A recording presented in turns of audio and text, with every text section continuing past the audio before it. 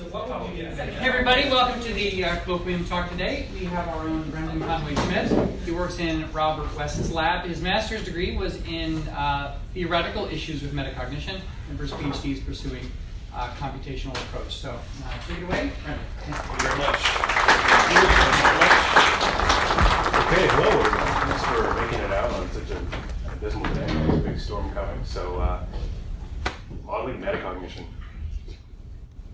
So I'm going to try to start off by making it a little more approachable, a little more friendly. So first I'll explain what metacognition is and why it's important. Second, I'll explain the big problem, the gap in the literature, the barrier to progress. And third, the method I will use to address this problem. And fourth, I'll explain how this method works, how the results will help to resolve that problem, hopefully help clarify the phenomena of metacognition. As Dr. Davey said, my MA work was in the theoretical work of metacognition. So this is my thesis there, clarifying metacognition through computational modeling. So this talk will be mostly derived from my thesis, and my PhD work will be involved with the empirical issues that I'll be exploring. Okay, so when I was a kid, well, I wanted to be an astronomer since I was this big, and this was a little mnemonic device that my father taught me. And does anybody know this one? My very excellent mother just showed us 9 planets. Anyone? How about now? My Mercury, Venus, Earth, Mars, Jupiter, Saturn, Uranus. And poor little Pluto got demoted there. But when I learned that, Pluto was still a planet. I'm not sure if it's been reissued. So this is a mnemonic device. It's a way that we teach children metacognitive tricks, because sometimes cognition is too complicated. So metacognition, you can actually flip it in that little encoding techniques help you to remember things better. And for those in math cognition, remember BEDMAS, a ways of remembering the orders of operations. So another little mnemonic device. So now that you're sort of aware of some examples, we can get into what is metacognition. So just as cognition can act outwardly on the world, cognition can also act on itself to, as we've seen, improve memory, to improve focus. It can act on itself to improve its own emotional regulation and reasoning. So it's everyday, it's ambient in our daily experience in normal cognition. So if you ever felt the emotion, I feel tired, I recognize that, I'm going to try to appear a little more energetic in this meeting. Reasoning, I think the driver behind me is mad. Wait, you actually know that? You're checking your own knowledge state. Noetic feelings, we don't realize it a lot of the time, but when we're just reading, we monitor a feeling of knowing. And if we feel that a sentence doesn't make sense, we don't understand it, it'll direct us to then go back to read it again. If that feeling says I don't understand it, it'll direct you to go read it again until another feeling says I understand that, or just back with it. So when you're leaving the house, you have a feeling of, am I forgetting anything? You have this feeling that you might be forgetting something. If it's a low feeling of forgetting, you'll be like, oh, this is one of those feelings, I don't want to be late. If it's a high feeling, that feeling of knowing will direct you to look through the house at that thing you're forgetting.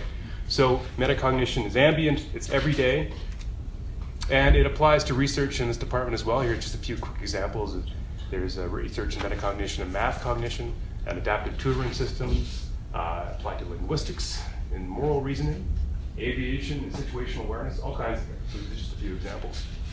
And there's the references there. So a lot of expert performance actually depends on what they say, getting your mind right. In sports, even the best athletes, they can't get that high level performance if they don't get their mind right.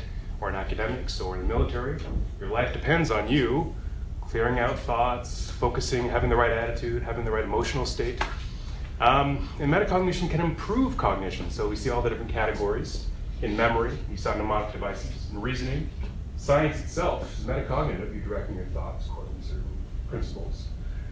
As we saw in physical sports, psychology, Navy SEALs training, they employ metacognitive techniques. In emotion, cognitive therapy, you learn self-regulation. There's even research in professional work, and sometimes the best entrepreneurs have the best metacognitive monitor to improve their reasoning, improve their motivation to check problems. And Dennett has referred to these as mind tools. There's a lot of neural evidence for metacognition, as peak brain activity during metacognition correlates with regions of deliberate executive function in the medial prefrontal cortex and in the rostrolateral prefrontal cortex. Big problem. Two big barriers. It's highly abstract, and there's a lot of disputed terminology. So as Scott and Levy says, it's almost prohibitively abstract. And so thus far it remains a fuzzy concept. Steinbeck says that the terminology is contested, and my favorite quote from Brown calls it metacognition, a many-headed monster. And after doing a thesis on this, I can relate. So problem one, nebulous definitions. In cognitive psychology, they make sense. As the creator of the term metacognition said, it's cognition about cognitive phenomena. In philosophy, it's a little clearer. An operating cognitive subsystem, evaluated or represented by another. In neuroscience, you have the ability to recognize your own cognitive processes. And if you're anything like me, this nebulous understanding is not quite good enough. It's just a little too far away, it's murky, it's fuzzy. We can't quite understand the precise mechanisms that enable it, this empirical phenomenon to be understood. Problem two, terminology. Now, researchers use the same terms in different ways, or different terms to mean the same thing, and there's no method of standardization. This is one of the things that my contribution starts to help work with. A review of metacognitive terminology found that researchers give explicit definitions of metacognition only 32% of the time. A bit of problematic that. There's issues that are unresolved. Is metacognition domain general, or is it domain specific? Is it a recursion? Is it self-referential? Is it fractal? There's all these neat ideas and nobody can quite pin it down. There's a lot of different opinions on where it's grounded. Neural? Is the grounding operational, representational? Is it in the feeling level, those feelings of knowledge that I told you about? So it's abstract, the disputed terminology, but there's some agreement. There's some agreement that metacognition has two main parts. There's the knowing, there's the doing. There's the knowledge and there's the regulation. So aside from that though, there's little agreement. So this is part of my synthesis of the literature in neuroscience and in philosophy and in cognitive psychology. As you see at the top, there's knowledge and there's regulation, knowing and doing. And there's the main categories of factors and the different terms underneath that different researchers use. And there's all the references there. So there's a chart showing how it's there's not a lot of common ground for terminology, even though they seem to agree on certain phenomena acting across the board. So I'm going to be using a computational lens to try to peer into this metacognitive nebula and sort of understand its mechanisms a little better. So this computational lens, through computational modeling, will help clarify the literature and its underlying mechanisms. So what I presented in my thesis was a novel system of using computational premises to build increasingly complex cognitive and metacognitive processes. So first I define the base units, the building blocks. I build them up to show how they become meta, how they act on themselves. So the virtues that these forms of cognition are well-defined, they're operationalized, you can disagree with them, but at least they're defined clearly. And so this accords with John Anderson's principle that abstract problems become systematic when analyzed within a cognitive architecture. And that's what I'll be doing. So using computational modeling is what I'm doing as a philosophical method to understand this phenomenon a little better. Philosophical method. So in this classic paper by Dr. Brooke, the philosophy in and the philosophy of cognitive science I found very helpful, and I based a lot of my philosophical grounding on this paper. And among the many roles that philosophy can offer cognitive science in this paper is the analysis of concepts. And philosophy can help to clarify concepts and terminology to make phenomena and whole fields more intelligible. And through that clarification, you can then refine a hypothesis for testing, which is what I intend to be doing. There's more philosophical grounding here. Dennett, philosopher, cognitive scientist, is one of my favorite quotes. I'll just kind of read it out if you don't mind. He says that philosophers, I have said, should study AI. And should AI workers study philosophy? Yes, unless they're content to reinvent the wheel every few days. the meeting of the mind is in order. Another quote, he says, "It is notoriously difficult to keep wishful thinking out of one's thought experiments. Computer simulation forces one to recognize the cost of one's imagined design." And he cites Plishin here. He says, "As Plishin observes, what is needed is a technical language with which to discipline one's imagination, and the discipline provided by computers is undeniable." You can see why I like that quote. Okay, so here in this thesis, I am disciplining my imagination using the philosophy of computation, clearly defining the computational base units, the philosophical starting point, and the mechanisms for building upward. As this transparency reveals how units become meta. And really, a computational language makes sense for defining metacognition, since the whole field of cognitive science, it was sort of a backlash against behaviorism by saying we need information processing explanations for, and I don't know if I'm doing it enough justice, but the principle is that information processing language has sort of been implicitly and explicitly the dialect of cognitive science. So it's sensible to use computational language to make sense of stubborn cognitive phenomena. And computational language tends to force clarity due to its functional necessity. And so this is what I'm attempting to do through cognitive modeling to clarify metacognition. Briefly, for those who are aware and for those who aren't aware, cognitive modeling connects to the whole history of science by building falsifiable theories of empirical phenomena that can then be tested and adapted based on data. And a cognitive model is a process model, so it runs over time. And it depicts how psychological processes function over time. This was founded in computer science, and again, it represents cognitive processes as computer code that can then be tested empirically. And the code produces runnable simulations using transparent algorithms. Hence, the deep components of cognition can be represented in a mechanistic, well-defined way. One more Dennett quote, I'll just sort of paraphrase this, where he says that the strategy of computer simulation has often been misconstrued. It's never the point for computer simulations to model, to be indistinguishable from what is modeled. So for example, think of a good computer simulation of weather or a hurricane made by meteorologists. No one expects to get windblown or wet in its presence. It's computer code. But a good computer simulation of a hurricane is a program, and when you feed it descriptions of meteorological conditions, then it gives you back descriptions of hurricane behavior. So like that, we can have simulations of cognitive processes that we don't need to mistake as actual cognition. Some people consider it ontologically real, that cognition actually functions that way. Other people consider computer simulations to be an epistemic tool. So either way, a computer simulation of cognition can be insightful without the code being mistaken for actual cognition, because it has predictive power. And it also relates to, briefly, computational theory of mind. It holds that the nature of mind is computational. Neurons generate computations that produce intelligent behavior. And a cognitive architecture tries to depict these operations in the intelligent system's parts and how they interact to generate cognitive phenomena. So an architecture is trying to depict these computational levels of cognition.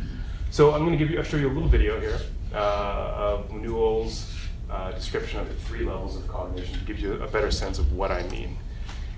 So you have, of course, the hardware. There's hardware and there's software. Neurons are the hardware, and there's the neuronal level of the mind.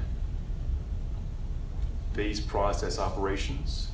These process computational operations, which is the level that emerges from it. Data, information processing, which then yield the knowledge level. And so these are the 3 levels in the mind according to Newell. And the computational level is what an architecture seeks to depict. And this computational level is what we call the common model of cognition. And the common model of cognition is what I'll be using to build up metacognition. This is our foundation. I would say a little more about the common model of cognition, sort of the origin. So this is the origin. Back when these processes were beginning to be created, different kinds of researchers were basing their computational architectures on the psychological data. And they were all independently working away to model cognitive processes, and eventually it found out that the different architectures that were independently built seem to have very common features. Input-output functions, declarative knowledge module, production system, and so eventually these common features were then overlaid into what's called the common model of cognition. So this is what I'll be using.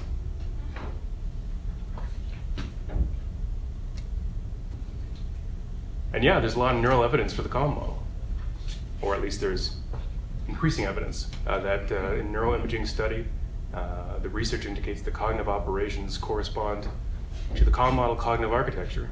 So it's a reliable explanation of the cognitive patterns discovered. And this is really clear empirical support that it's not just a theory, this is actually the neuronal structure or the computational structure of how the brain processes information. So this common model is my philosophical starting point, as instantiated in ACTAR. So ACTAR and the common model I'll be using sort of interchangeably for this purpose. Okay. Now, so that common model was the foundation, and on top of that foundation are the computational premises. And I turn them into icons here. These, I'll come back to this, but we have a production, an if-then rule, a chunk of knowledge. The module stores knowledge and other features, and a buffer. That's an important concept, which is a little container for holding information, transferring information. And we'll come back to that. So the production is the base of the system. So as Newell says, a production system is the foundation of the architecture. And whether it's any architecture, they use production systems as the base. And so Anderson thinks that, well, he likes to think that these are actually ontologically realized in the brain, that cognitive skills are actually realized by production rules. And so what I'll be doing is I'll be using the production as the computational base to build up brick by brick to show how cognition then becomes metacognition. Okay. Again, common model of cognition. This is the next video, which sort of shows how this process operates. So, common model of cognition. And we have visual input, for example. We have the output function, motor movements. We have declarative memory, which holds knowledge in the production system in the center, which is procedural knowledge, which holds little production rules, like little conveyor belts that move information between buffers. And these production rules move information. It moves an otherwise unmoving system. It transfers information. So for example, say you have input from the visual system.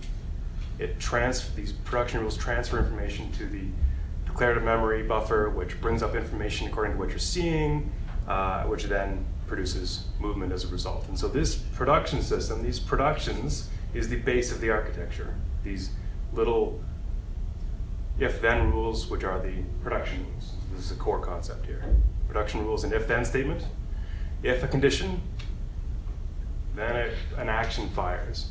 Similar like an action potential in a neuron, when built up, these productions, these neurons can then produce operational systems sort of like production. So the buffers are what production rules act between. So they change the state of buffers, which then brings up a new production, which then fires a new action. And again, it fires a new state into the buffer, which then draws new productions up to match that state.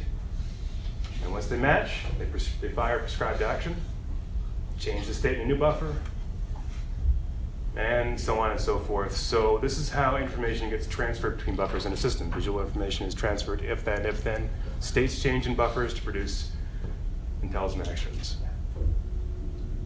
Okay. So this is the base of the cognitive architecture. And this is the base for the building I'm going to be using. So I logically extend the productions to build up bit by bit. So if you agree that productions are a thing, and they are, then it's hard to argue with two productions. And they fire through buffers. And if you don't argue with two, then you may believe that three might be reasonably plausible. And like this, we logically extended the implications of a production as a base to then bit by bit, we then add pieces according to the logical components of an architecture, adding modules. Bit by bit, each one is extended, and then each has 3 main levels of meta or metacognition, microcognition, implicit metacognition, and explicit. And each one of these has been modeled. I've modeled each one of these computationally, so some of them are relatively trivial, but the code in ACT-OUT runs. They're sort of an existence proof of the viability of this is a sensible and viable way of building. And all the way up, took a little longer to model than to show you, I can guarantee that. But there it is, it runs. All the model is functionally viable. Okay, so I'll pause there for a second.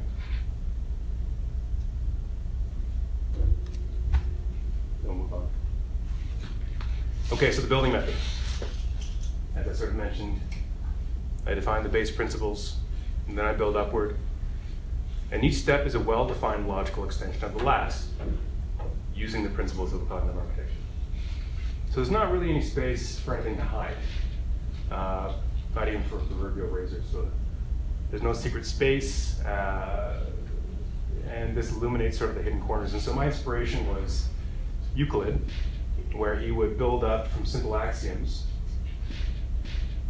really complex systems of geometry and proofs. So he'd start at a point, and he'd say, well, that's hard to argue with. And say 2 points, then you can draw a line between them, a terminal line. And 2 terminal lines are parallel, and however far they extend, they won't converge or diverge. And from simple and certain, he calls them axioms, you can then build up to things that are very complex, but no less certain, big geometric, beautiful things. And so like that, similarly, but not exactly, take up computational premises and build them up step by step to then sort of eke out where metacognition lies. So again, these are the base units: production, knowledge chunk, a module, and a buffer. Little containers. Okay, there it is. Isn't it beautiful? So, microcognition here. Let's see if I can. That's not working. There it is. So microcognition, implicit metacognition, explicit metacognition, and these are the 3 main levels, and I'll take you through them very quickly. So in microcognition, you have, again, it starts off at the base, step 1, production, single production, a single if-then. That's the base, single point. Next, number 2, you have, let's see if I can do this better, right. Productions control other productions. So here we get the first sense of meta, where Flavel, who was the creator of the term metacognition, called metacognition cognition acting on cognition. Pretty loose term. So if productions are some base units, then productions determining other productions are cognitive base units determining other cognitive base units. But nowhere does that connect to literature. So it's meta, but it's not metacognition, if you see in the normal sense. Next, section 3, we have production chains that match the same condition, and utility then controls which production chain fires. Pretty simple. The next one, step up, is where you have an interrupt, where a production chain would fire, but determined by utility level, a new production comes in, either external or internal to the system, and takes over, hijacks the process, and that determines the next chain. Step 5, a little different, but that question mark denotes a uncertain condition. And that uncertain condition, there's no production matching, so therefore a whole subroutine of production, problem-solving productions then take over, and then, if it's resolved, continue firing. 6, this is the implicit level, where now we have a module there that's different. So it's similar to the last one, but there is an actual declarative memory module, and there's a knowledge search that happens to guide the previous problem-solving productions. For example, have you ever used an unfamiliar coffee machine? And you know some coffee machines, as you bring that knowledge up to see if you can sort of apply that to this new coffee machine. It's not exactly, but it helps you then guide productions to solve that task.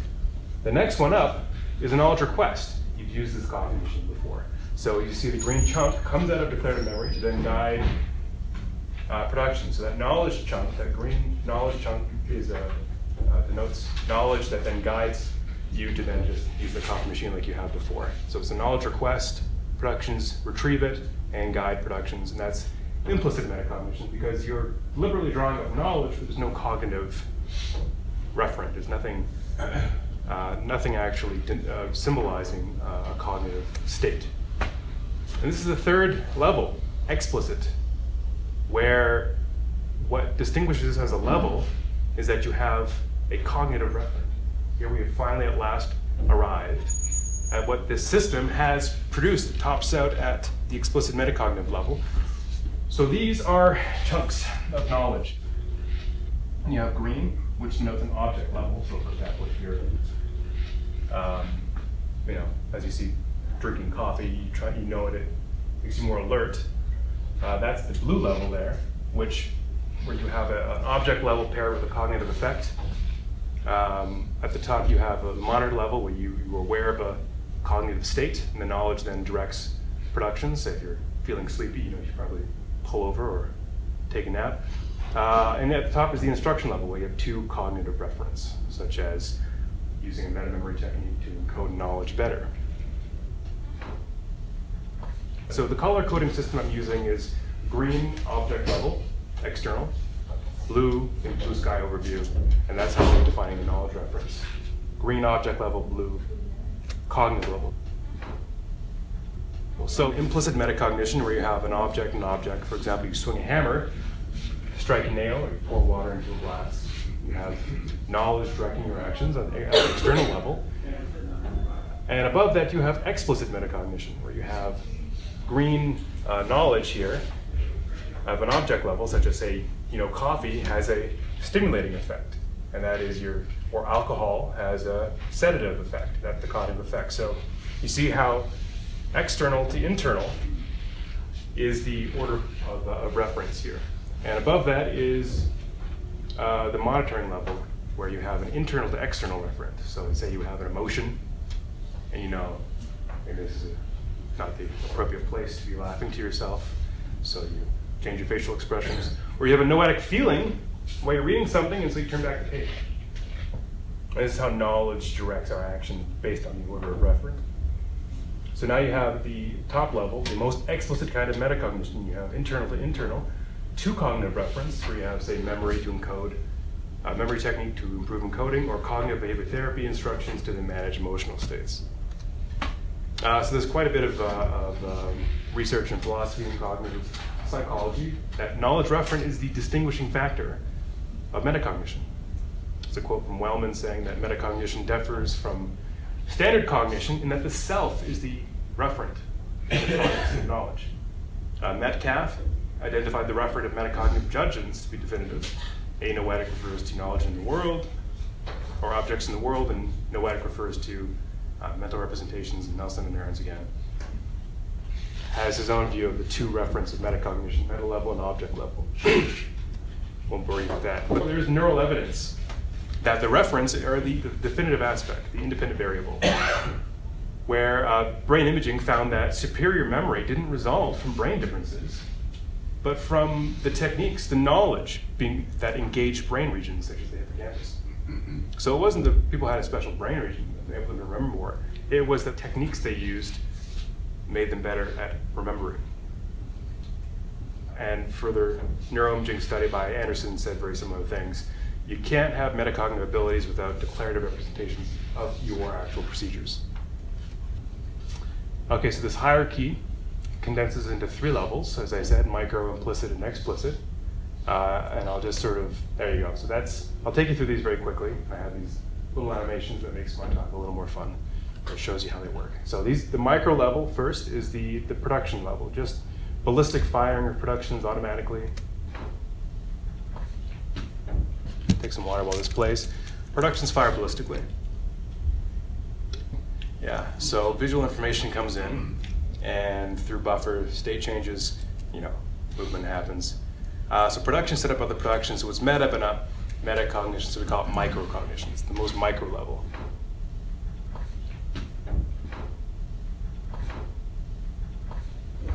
one more up, where you have declarative memory, bring knowledge up, and then that then determines which productions fire. This is implicit because, again, you're deliberately using knowledge, but there's no cognitive reference, so it's not quite explicit metacognition. And so this chunk is the basic feature of the basic unit of knowledge in declarative memory, according to Anderson. And so it's a feature value pair. And what you'll see in this next little animation, the declarative memory chunk is brought up, it goes into a buffer, which then it interacts with productions. So, for example, okay, so you have your visual module, you have the buffer, memory, and so you have water. An operation draws up knowledge, and knowledge says pour water into a cup, and that then becomes a buffer condition that directs operations to attain that thing. So this is the object level, where you have object level knowledge, green, green. And this is implicit metacognition, where knowledge comes up, it interacts with productions, and this is how the system works. So that's what you're seeing there, knowledge coming up and interacting. And next one is explicit metacognition, where you have the first piece of metacognitive knowledge, meta-knowledge, interacting with the system. So again, you can have coffee that makes you more alert, alcohol that helps you relax. And you know that certain objects in the world have cognitive effects, which qualify as metacognition. So you'll see this meta-knowledge in this next animation come up into a buffer and then engage productions. And you'll see that it's not anything special. It's the same as before. You have something come into your visual buffer. Oh, is that coffee? That's going to help me become more awake, because knowledge came up and said that has a cognitive effect, which then directed productions. Coffee makes you alert. And it's later in the day, so maybe you want some of that. And that then directs productions to attain a cognitive effect. And this, because you see blue and green, the object level is what's definitive of this, where meta-knowledge directs productions, and this is called the object level of metacognition. So I'll just pause there and let you process that. Okay. Next, we'll move up one more. The monitor level of metacognition. Again, different order of referent. There's a cognitive referent first, such as you're feeling sleepy, maybe I should pull over. Maybe you're feeling a noetic feeling, I should turn back the page and read that again. This connects to the monitoring of metacognition that we see in the literature, where your eyes are closed this time and you're aware of a cognitive state. You have a noetic feeling that you didn't understand something that you're reading, and a production then brings up knowledge saying, I feel uncertain, I should read that again. Productions then act to attain object level effects. So here's how you see how a different order of referent connects to the literature. You have a cognitive referent and an object level referent. This is the monitoring level of metacognition.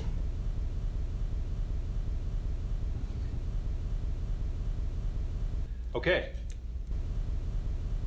The instruction level. It's two cognitive referents. You have, again, memory techniques helping you to improve encoding. You have cognitive behavior therapy enabling you to process emotions, manage emotional regulation better. Eyes are closed. You have a buffer. And something comes into it. What is this state, this cognitive state I'm feeling? You have Operation Retrieve Knowledge, saying that state is the feeling of being distracted. This is an important colloquium we should probably focus on. And so then you direct actions to then focus. And there's two cognitive reference, which is the topmost part of my hierarchical model, which is the most explicit kind of instruction level of metacognition. So you see that metacognition isn't different than object level cognition in terms of the operation. It's simply the knowledge referent. You can direct objects in the world. You can direct cognitive states using many of the same operations. And here's how it connects with the literature. So the knowledge chunk with cognitive reference can encode any cognitive instructions, whether it's memory, mnemonic devices, reasoning, science and logic, physical tricks for increasing focus. emotional state regulation. Okay, we're in the home stretch here. So, summary is that cognitive modeling uses a philosophical method. It's very clarifying, I think. It helps us pierce that nebula of metacognition and cut through the disputed terminology. So it is a clarifying framework that can be used to be applied to various research, I think. And what we have is a graphical interface here for visualizing computational theory of mind. In this hierarchical model found, no unique cognitive mechanisms. It's not fractal, it's not ethereal, it's not unusual. It's 4 orders of reference, and the referent of knowledge is the independent variable, and this has timing predictions that can be made, and I'll be exploring later. So, here we go. Object knowledge allows cognition to direct objects. Meta-knowledge allows cognition to intentionally direct itself. And so, lastly, my humble definition, based on this model, is that metacognition employs meta-knowledge to refer to and direct cognitive states. So these are the orders of reference of meta-knowledge. It can improve memory, focus, emotional regulation, reasoning, all kinds of neat things. Forward-looking, here's just some implications. This is a graph by Ritter, which shows how knowledge, including meta-knowledge, can be goes through a process of proceduralization, where declarative knowledge starts off as chunks. It then gets matched with operations. For example, you have your first driving instructions, and you get knowledge, and it's very clunky, very difficult to remember everything. You then learn through practice how to drive your car, and eventually it becomes proceduralized, where it's just sort of automatic and fast. So that's why you have the timing speed up. Okay, so this is will be my future PhD work, to look for empirical explorations of this framework. So any ideas are welcome. Thank you for your time and attention.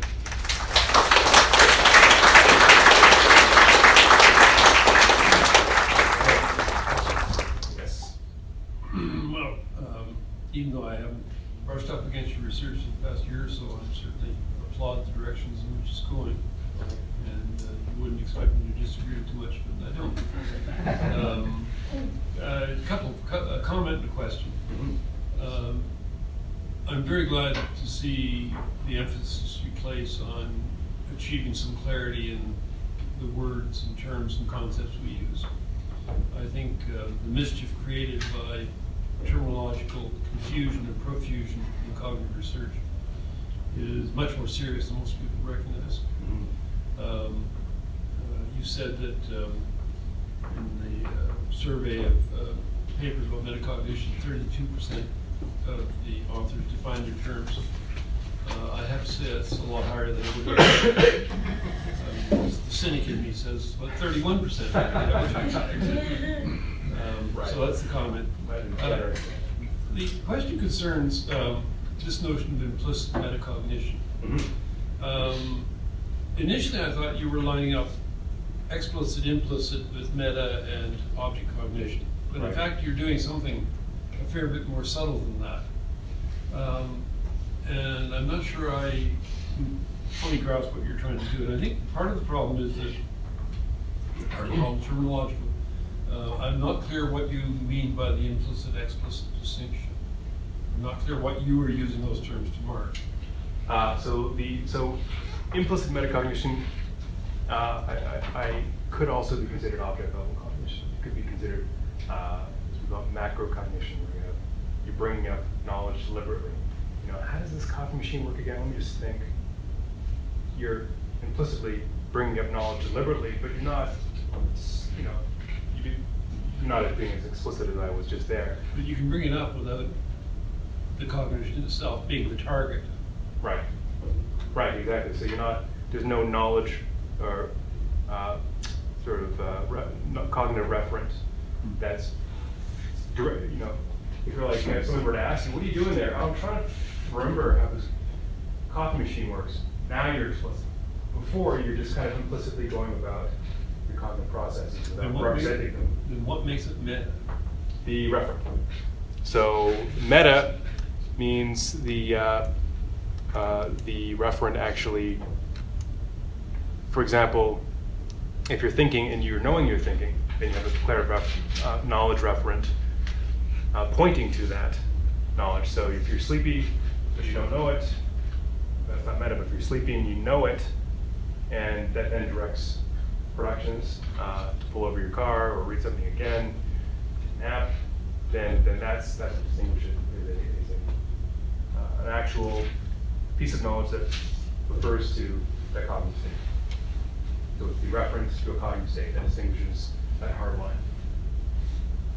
I'm not sure if that's clear enough, but feel free to challenge me more on that. Well, I need more challenging on this, so I need to help me think about it. clarify. I need to think about it first. So. Okay. Sorry, thanks, Steve.